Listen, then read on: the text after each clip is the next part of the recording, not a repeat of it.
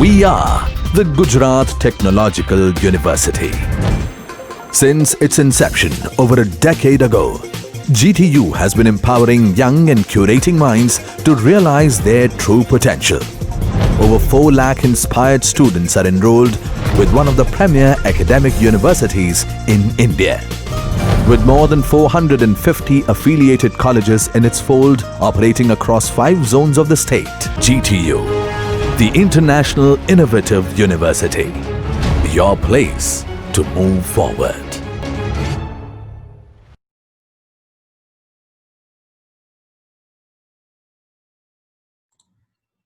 Record ठीक है।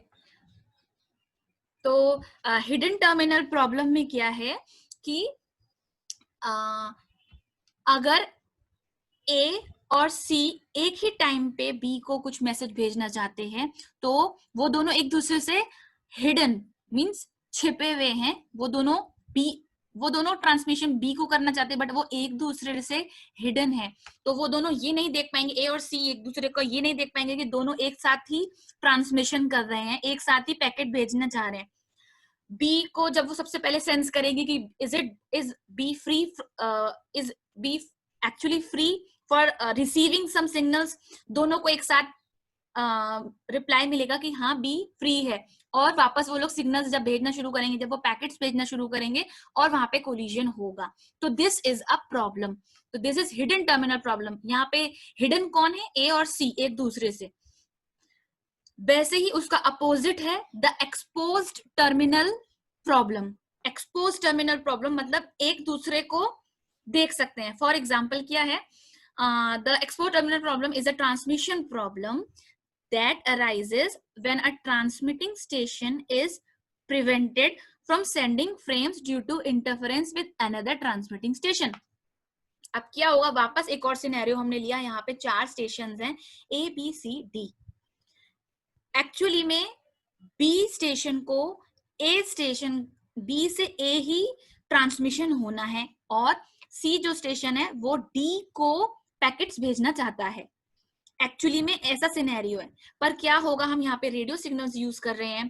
तो जब बी ए से ए को सेंस करना चाहेगा कि is a free for receiving signals, ए अगर फ्री है तो वो ट्रांसमिशन शुरू करे। पर रेडियो सिग्नल्स है तो वो हर डायरेक्शन में जाएगा और क्या होगा कि वो सिग्नल सी को भी जाएंगे। वैसे ही सेम सी जो स्टेशन है वो डी को कोई पैकेट्स भेजना चाहता है, पर क्या होगा? एक्सपोज्ड। अगर मैं इस प्रॉब्लम का नाम देखूं एक्सपोज्ड टर्मिनल, यहाँ पे वो एक दूसरे को एक्सपोज्ड है मतलब एक दूसरे को सेंस कर सकते हैं। तो जो सेंस बी स्टेशन ए के लिए करना चाहता है कि इज ए फ्री, वो सेंस वाला जो मैसेज है वो सी को भी जाएगा, वो सी स्टेशन को भी सेंस करना शुरू कर देगा क्योंकि we are using radio signals. उस सीन पे क्या होगा कि उस बी को ऐसा लगेगा, जो सिग्नल सी से उसको मिलेंगे कि क्योंकि इस वक्त सी भी ट्रांसमिशन कर रहा है तो बी को ऐसा लगेगा कि सी की स्टेशन जो है वो बिजी है। एक्चुअली में एक्सपोज मतलब क्या है? बी और सी एक दूसरे को देख सकते हैं, they are expose to each other. Actually में जो बी स्टेशन है वो ए स्टेशन को सेंस करना चाहता है बट वो सी स्टेशन को देखेगा कि अरे जो अपना मीडियम है it's not free and collision हो सकता है, तो दोनों ट्रांसमिशन करेंगे ही नहीं। तो this is expose terminal problem. इसमें किसी को प्रॉब्लम? ये वाला पॉइंट पढ़ते हैं। The difficulty is that before starting a transmission, a station really wants to know whether there is a radioactivity around the receiver. वो बी एक्चुअली इधर हो क्या रहा है कि यहाँ पे जो बी स्टेशन है उसको ए को ही कुछ मैसेज भेजना है, कोई पैकेट भेजना है। जब वो सिग्नल्स सेंस करने का स्टार्ट करेगा, जब रेडियो एक्टिविटी वहां पे स्टार्ट होगी तो वो सी तक भी जाएंगे सिग्नल्स और सी भी कुछ ट्रांसमिशन डी को करना चाहता है। तो रॉन्ग इंफॉर्मेशन जाएगी बी को कि ट्रांसमिशन अभी मेरे सराउंडिंग में चल रहा है and A is not free, जबकि ए तो बिल्कुल फ्री है एंड सी इज बिजी। तो this is exposed terminal problem. ये दोनों प्रॉब्लम्स जो हैं, hidden terminal and exposed terminal, very important है, एग्जाम में जरूर आएंगे, लास्ट टाइम आ चुके हैं। और प्लीज ये डायग्राम्स के थ्रू ही एक्सप्लेन करना, तो ही आपको भी इजीली आएगा और जिसको समझा रहे हो उसको भी इजीली आएगा। इस चीज में किसी को प्रॉब्लम है तो प्लीज बताओ। Okay, further working principle of MACA. What is this? MACA protocol works with a collision. हमने ये MACA मैंने ऊपर दिखाया था कि multiple access with collision avoidance, ये वायरलेस लैंस के लिए यूज होगा, ये भी मैक लेयर का ही पार्ट है। Multiple access with collision avoidance, इसमें क्या है, works with the condition that stations are synchronized, frame sizes and data speed are the same.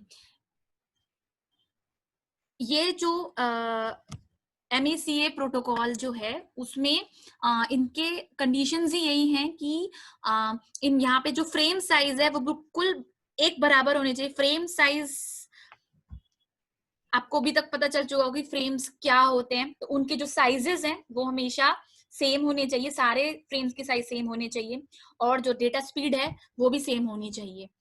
It involves transmission of two frames, RTS and CTS. अच्छा, ये हो सकता है 2 numbers में पूछा जाए कि what is RTS and what is CTS.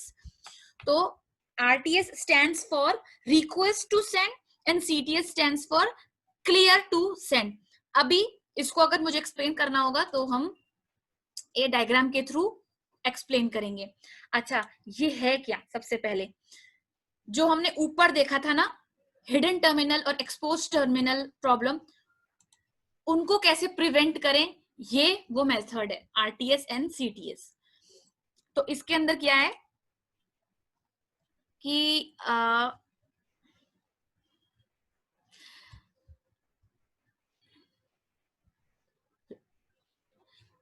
यहाँ पे क्या है कि यहाँ पे 4 स्टेशन हैं, पहले वाले एग्जांपल की तरह C, A, B and D, ठीक है। तो रेंज ऑफ ए ट्रांसमिटेड, जो शेडेड पार्ट है वो ए का रेंज है फॉर ट्रांसमिशन, यहां तक उसकी रेडियो एक्टिविटी यहीं तक लिमिटेड है। ये सर्कल जो शेडेड पार्ट है वो ए का है, ठीक है। तो सबसे पहले उसको ए जो स्टेशन है उससे बी को कुछ सिग्नल्स भेजने हैं, तो सबसे पहले वो RTS भेजेगा। RTS वापस अगर हम देखेंगे what is this, request to send, वो एक रिक्वेस्ट भेजेगा बी को, रिक्वेस्ट टू सेंड, वो एक रिक्वेस्ट भेजेगा सबसे पहले, व्हाट, कि I want to send some frames to you, are you free. तो ऐसा कुछ मैसेज वो बी को भेजेगा। जो मैंने अभी बोला वो प्रॉपर वो फ्रेम में नहीं लिखा होगा, बट RTS का मतलब ये है कि RTS का मतलब है कि ए स्टेशन अगर बी को भेजा, दैट मीन्स कि वो कुछ मैसेज बी को भेजना चाहता है, वो कुछ बी, ए स्टेशन बी स्टेशन को कुछ फ्रेम्स सेंड करना चाहता है। तो वो अगर बी फ्री है and it is available for receiving, तो वो वापस उसको CTS भेजेगा। ए भेजता है बी को RTS एंड बी सेंड करता है ए को CTS।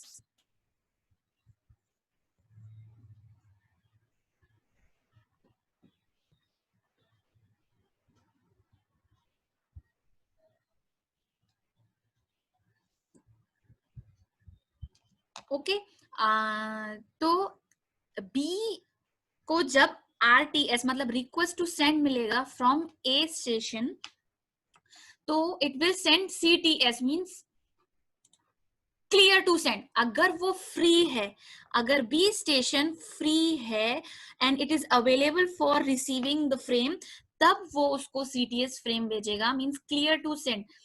अभी वो फ्री है फॉर रिसीविंग द फ्रेम्स और वो CTS ए को भेजेगा। वंस जैसे ही ए स्टेशन को CTS मिलता है, अभी वो ए स्टेशन जो है वो फ्रेम्स भेजना स्टार्ट करेगा। तो अगर आपसे क्वेश्चन पूछा जाएगा RTS एंड CTS क्या है, तो आपको सबसे पहले तो उसके फुल फॉर्म्स बताने पड़ेंगे। Request to send and clear to send उसके फुल फॉर्म है। RTS आप तब भेजते हो जब जब वो स्टेशन भेजता है जब आपको ये पता करना है कि सामने वाला station is available for receiving the frames और नॉट। अगर जो हमने पहले पढ़े कि हमेशा एक्नॉलेजमेंट फ्रेम्स मिलते हैं, वैसे ही आरटीएस का एक्नॉलेजमेंट है सीटीएस कि सीटीएस का means clear to send, B send करेगा ए को कि यस आई एम फ्री और आप अब ट्रांसमिशन स्टार्ट कर सकते हो। तो एक तरह से बोल सकते हो इनके बीच में एक तरीके का समझौता हो गया कि हाँ अभी ए भेज सकता है, ट्रांसमिशन स्टार्ट कर सकता है टू बी। तो आरटीएस एंड सीटीएस जो है ये इनकी फुल फॉर्म प्लस ये वर्क कैसे करते हैं ये आपको एक्सप्लेन करना होगा फर्दर। ये जो मैंने अभी इधर डायग्राम में एक्सप्लेन किया ये प्रॉपर स्टेप बाय स्टेप वही कुछ लिखा हुआ है, पर इसमें क्या है, A starts by sending in RTS request to send from frame to B. सबसे पहले ए जो स्टेशन है अगर उसको ट्रांसमिशन स्टार्ट करना है तो वो सबसे पहले आरटीएस भेजेगा टू बी, ठीक है। अच्छा अभी आरटीएस है क्या, दिस इज शॉर्ट फ्रेम, ये 30 बाइट्स का है। It just contains the length of the data frame that will eventually follow. RTS जो होता है रिक्वेस्ट टू सेंड, उसमें क्या होता है एक्चुअली में, उसमें सिर्फ और सिर्फ ये दिया होता है कि जो डेटा फ्रेम्स आने वाले हैं उनका लेंथ कितना है, उनका लेंथ कितना, उन डेटा फ्रेम्स का कितना लेंथ है, बस वही कुछ उसमें लिखा होता है। वापस अगर बी को वो आरटीएस मिलता है then it replies with CTS, अगर वो फ्री है it is available for receiving then it will send CTS means clear to send frame. अभी सीटीएस फ्रेम क्या है, CTS frame contains the data length, CTS में भी डेटा लेंथ है copied with the RTS frame. जो RTS ने data frame का length भेजा था वही कुछ कॉपीड करके वापस वही कॉपी किया जाता है क्लियर टू सेंड में, उस वाले फ्रेम में भी वही भेजता है और बी वापस ए को सेंड कर देता है। Upon receipt of the CTS frame, जैसे ही ए को सीटीएस मिलता है it will begin transmission, A transmission start कर देगा।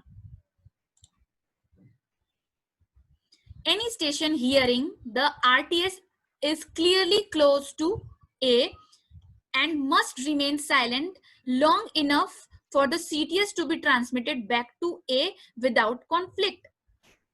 अब क्या होगा कि अगर कोई स्टेशन ए के प्रेमिसेस में है, ए के अराउंड में है, जैसे कि इस सर्कल में हम देख रहे हैं कि जो सी स्टेशन है वो भी आरटीएस उसको भी मिल सकता है, ये रेडियो सिग्नल्स जब भेजेगा तो ये आरटीएस सिर्फ बी को नहीं जाएगा, इसके प्रेमिसेस में और भी जितने स्टेशन है जैसे कि सी ई ये उन सबको भी मिलेगा, पर इनको ये पता चल जाएगा कि this RTS is intended for B only. और जैसे ही बी जब सीटीएस ए को भेजेगा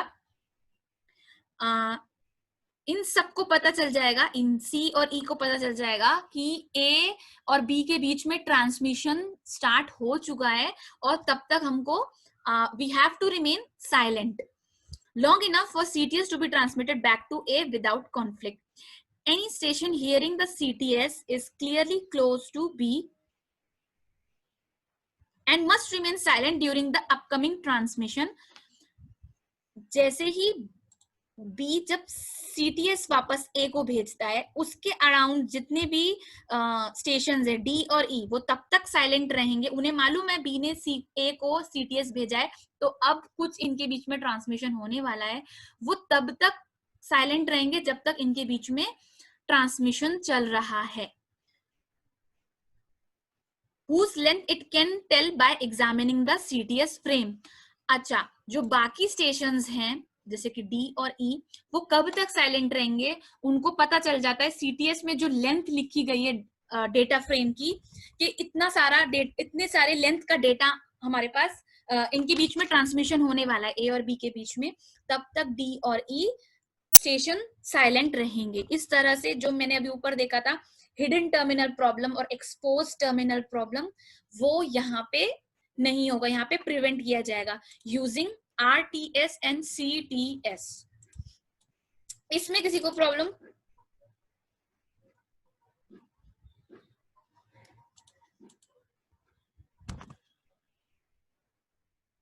नहीं समझ में आ गया। ओके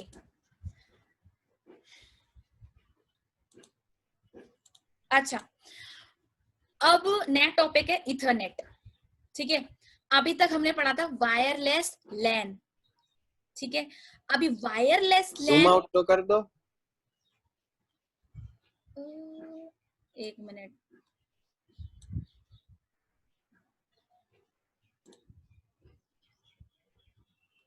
दिखा क्या?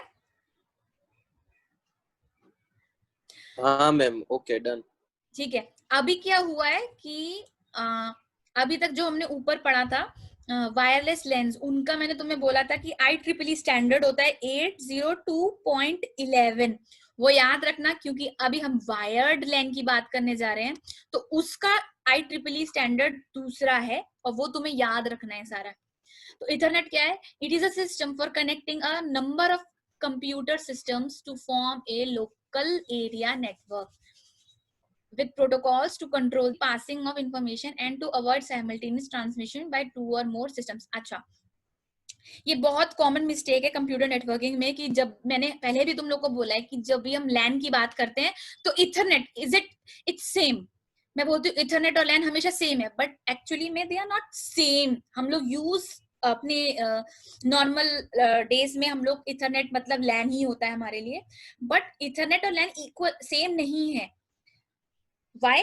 Local area network just okay, हाँ रुआल करीन जो। हाँ, कोई कुछ क्वेश्चन?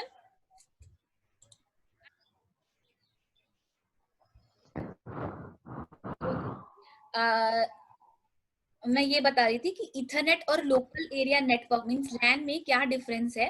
तो local area network simply network, जब कुछ स्टेशंस, कुछ पीसी, आप स्टेशन की बात करते हो तो उसमें डिवाइसेस सारे कनेक्टेड, अगर कोई नेटवर्क में कनेक्टेड है इन अ स्मॉल एरिया, अगर एक स्मॉल डिस्टेंस मतलब एक बिल्डिंग या फिर एक रूम में कनेक्टेड है, तो हम उसको नाम दे देते हैं लैन। बट जो लैन है वो कौन से प्रोटोकॉल को फॉलो करेगा, उस प्रोटोकॉल का नाम इथरनेट है। ठीक है, तो ये दोनों सेम नहीं है, बट यूज एक्चुअली एक साथ हो जाते हैं, कि हम कहते हैं ना इथरनेट लैन। तो इथरनेट इज व्हाट? ये वो प्रोटोकॉल है जो डिसाइड करता है, protocols to control the passing of information, कि दोनों लोगों के बीच में, स्टेशंस के बीच में कॉन्फ्लिक्ट ना हो, तो वो डिसाइड, वो इंफॉर्मेशन कैसे पास होगी, और एंड अवॉइड साइमल्टेनियस ट्रांसमिशन, अगर कोलिजन ना हो तो कैसे ट्रांसमिशन होनी चाहिए, वो सब कुछ इथरनेट डिसाइड करता है। तो it is just a protocol. हम यूज नॉर्मल डेज में एक साथ करते हैं कि भाई लैन है तो फिर इथरनेट मतलब सेम है, ऐसा नहीं है, क्योंकि हम लोग दोनों में, एक मिनट मेरा ये,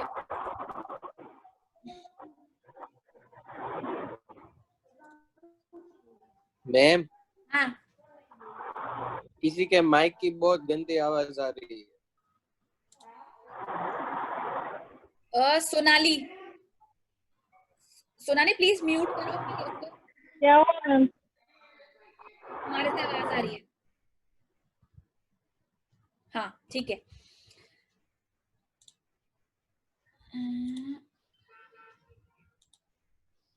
ठीक है, ठीक है। और इसके बारे में मैं थोड़ा बहुत, हमने लैंड की जब हमने वर्कशॉप करी थी तो तुम्हें याद होगा कि इथरनेट लैंड केबल्स जो होते हैं उनके लिए हम RJ45 यूज करते हैं।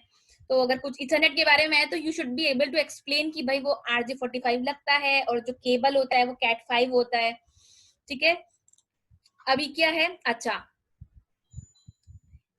802.3 मैंने बोला था ना IEEE स्टैंडर्ड होता है, तो 802.3 जो स्टैंडर्ड दिया गया है दैट इज फॉर इथरनेट, और 802.11 अपना वायरलेस लैन था जो हम पढ़ लिए। ठीक है, तो इथरनेट के लिए है 0.3।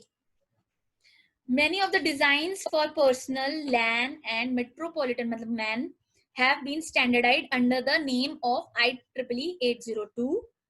A few have survived, but many have not. The most important of the survivors are 802.3 Ethernet and 802.11 is for wireless LANs.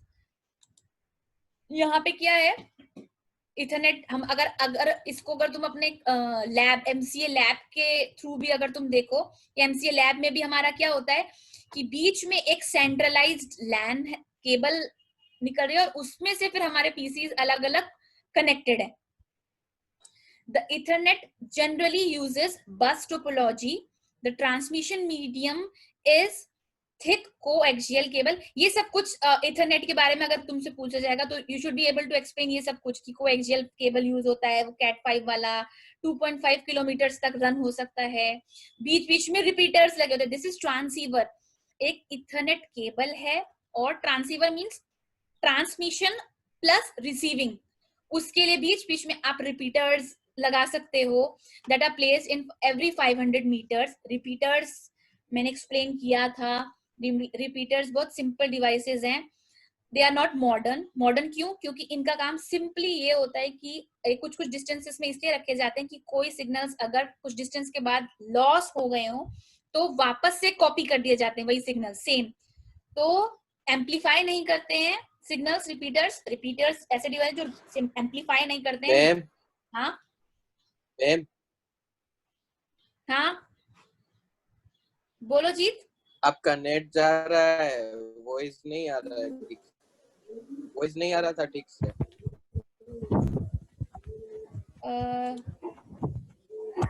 एक मिनट. रिपीटर्स क्या है ना वो फिर से. हाँ हाँ हाँ एक मिनट. हाँ अभी आई मेरी आवाज ढंग से? हाँ हाँ परफेक्ट. ठीक है. हाँ अब आ रही है. ओके. रिपीटर्स ऐसे डिवाइसेस हैं जो कुछ कुछ डिस्टेंसेस पे आपके लगाए जाते हैं फॉर वो कि अगर कुछ डिस्टेंस में अगर आप ट्रांसमिशन चल रहा है और कुछ डिस्टेंस में आपके सिग्नल लॉस हो जाते हैं, डिस्टॉर्ट हो जाते हैं, अगर सिग्नल्स खराब हो जाते हैं तो रिपीटर्स का काम सिंपली ये होता है कि उन सिग्नल्स को वापस कॉपी कर दो सो दैट वो सिग्नल्स एम्पलीफाई नहीं करता है बट आपकी कंसिस्टेंसी रहती है. सिग्नल जो लॉस हुए हैं वो वापस से ठीक हो जाते हैं. तो रिपीटर्स का काम सिंपली ये होता है, रिपीट करो सिग्नल्स को वापस, वही सिग्नल्स को वापस रिपीट करो. That is repeaters and they are placed in every after every 500 metres. ये हम इथरनेट के स्ट्रक्चर की बात कर रहे हैं. Up to 256 machines can be attached to a multi-drop cable. 256 machines आप attach कर सकते हो. Manchester encoding technique is used. Manchester encoding technique क्या थी ये मैंने सेकेंड यूनिट में एक्सप्लेन किया था, तो ये आपको मालूम होनी चाहिए. आप लोग अभी असाइनमेंट में भी कर रहे होगे ये वाला. तो हाँ जूम आउट कर दो.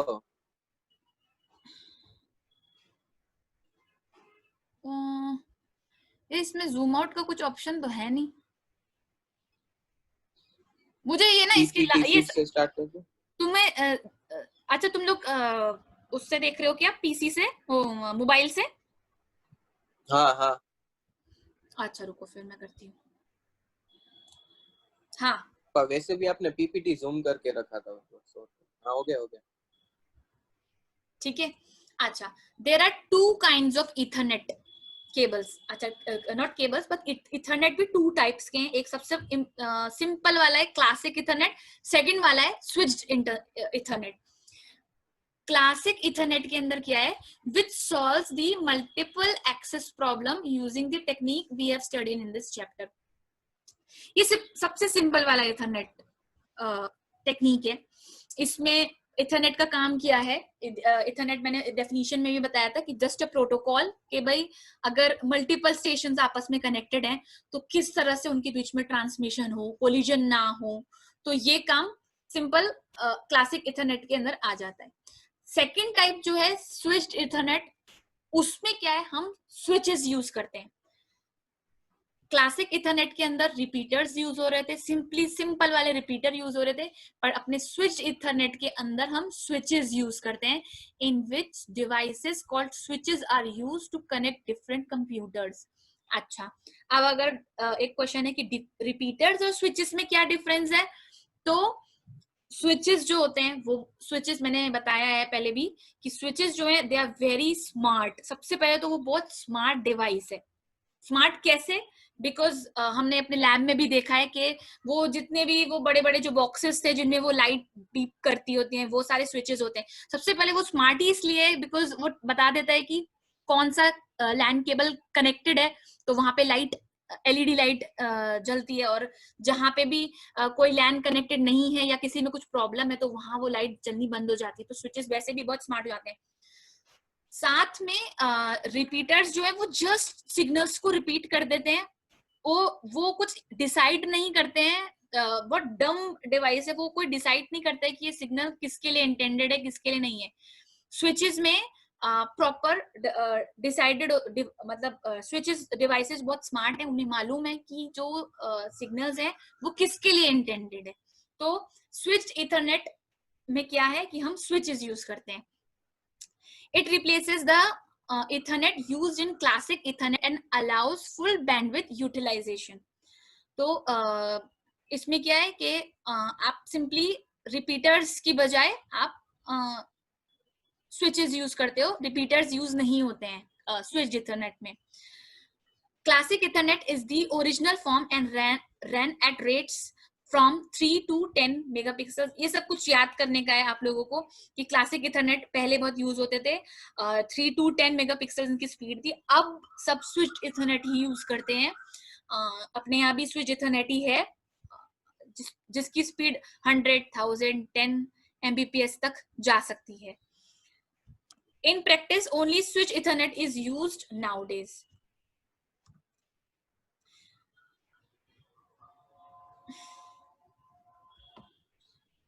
अच्छा, अब क्या है, ये जो इथरनेट, एक मिनट,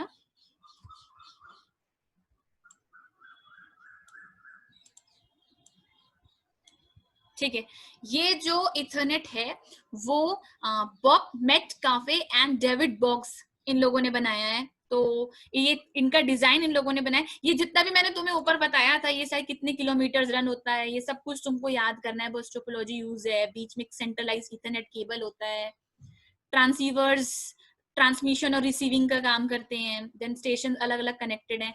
ये कुछ इथरनेट का स्ट्रक्चर हो गया। बट और उसके बारे में अगर थोड़ा बहुत अगर हिस्ट्री देखें तो उसमें क्या है कि इथरनेट के बाद इथरनेट 2 आया था, जिसको हमने DIX इथरनेट भी बोलते हैं, जिसको it is also known as DIX। DIX जो है वो 3 कंपनियों के नाम पे है, DEC, इंटेल एंड Xerox। तो ये जस्ट उसके बारे में थोड़ा बहुत हिस्ट्री है, इसमें ऐसा कुछ नहीं है। अच्छा, इथरनेट में एक तो ऑफ कोर्स उसका स्ट्रक्चर बहुत इंपॉर्टेंट है, जो मैं बता चुकी हूँ थोड़ा बहुत इसके बारे में।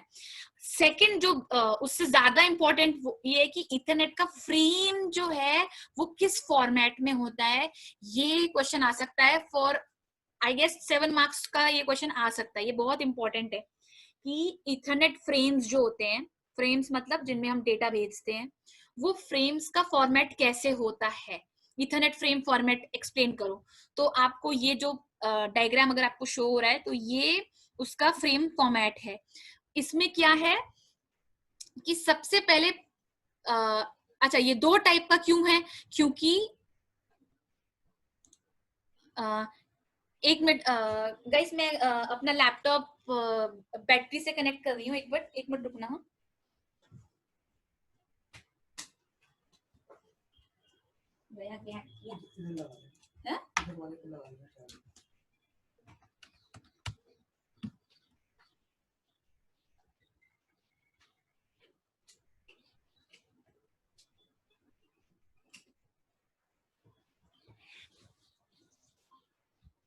हेलो,